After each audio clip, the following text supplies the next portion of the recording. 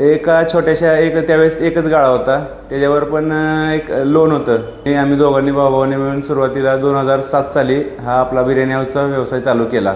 5 लाख रुपये त्या काळी 2007 साली. तसं सातारकरांचा जसा प्रतिसाद मिळाला तसं एक सुरुवातीला एक गाळा होता, त्याच्यात 2 गाळे झाले, 4 गाळे झाले. आता एकदम टोटल साताऱ्यामध्ये इथं स्टेडियमच्या आपल्या गाळ्यामध्ये 10 गाळ्यामध्ये आपला व्यवसाय चालू आहे.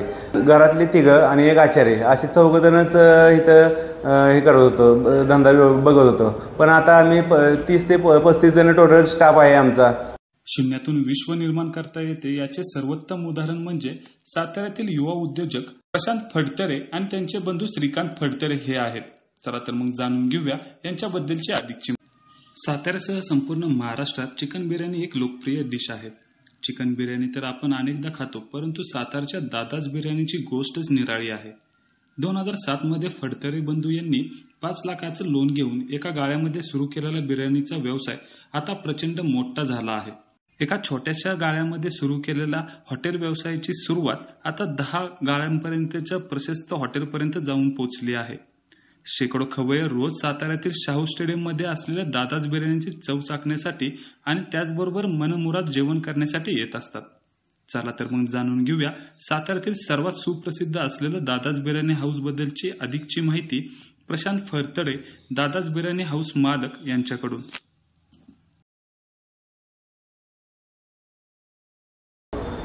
नमस्ते, मी प्रशांत नंदकुमार फडतरे, दादाज बिर्याणी हाऊस सातारा मालक.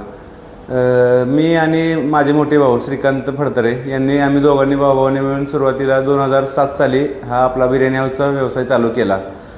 एका छोट्याशा त्यावेळेस एकच गाळा होता, त्याच्यावर पण एक लोन होतं 5 लाख रुपये त्या काळी 2007 साली. मग त्यावेळेस खूप त्या घरी तर परिस्थिती त्यावेळेस खूप बिकटी होती. आम्ही स्वतः दोघंच असायचो. एकच आचार्य सुरुवातीला तो आमच्यापाशी असायचा, त्याच्या हाताकडे आम्ही काम करायचो. टेबल वगैरे आम्हीच साफ करायचो, सर्व्हिस पण कस्टमरला आम्हीच द्यायचो. मग आपण जसं सातारकरांना धंद्यामध्ये क्वालिटी वगैरे चांगली ठेवून आपण हे केलं, लोकांना जसे डिमांड आली तशी आपण क्वालिटी वगैरे देत गेलो. आणि नशिबानं सातारकरांच्या नशिबानं किंवा आपल्या सर्वांच्या नशिबानं आपल्याला एक शेजारचे गाळे भाड्यानं वगैरे मिळत गेले. मग तसे घेत गेलो आपण. तसा मग सातारकरांचा प्रतिसादसुद्धा वाढत गेला. आणि पण आता फॅमिलीला सुद्धा आपण सेपरेट व्यवस्था केलेली आहे बसायची. जसे बाबा एखादं सेपरेट फॅमिली वगैरे आली तर आपण स्वतंत्र व्यवस्था केलेली आहे बसायची.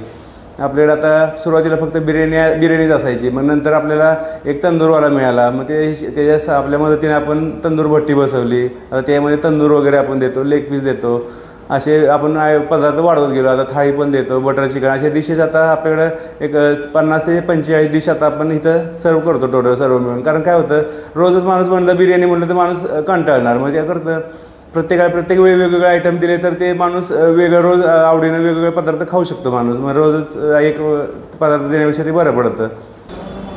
सातारकरांच्या प्रतिसादानं आपण आता 50 ते 60 किलो सोमवार गुरुवार असं तर कसं जरा कस्टमर शांत असते. बाकी रविवारी शुक्रवार मंगळवार रविवार वगैरे आपण 50-70 किलोपर्यंत बिर्याणी आता विकतो. पार्सलची आपली साताऱ्यात होम डिलिव्हरीची सुद्धा व्यवस्था आहे.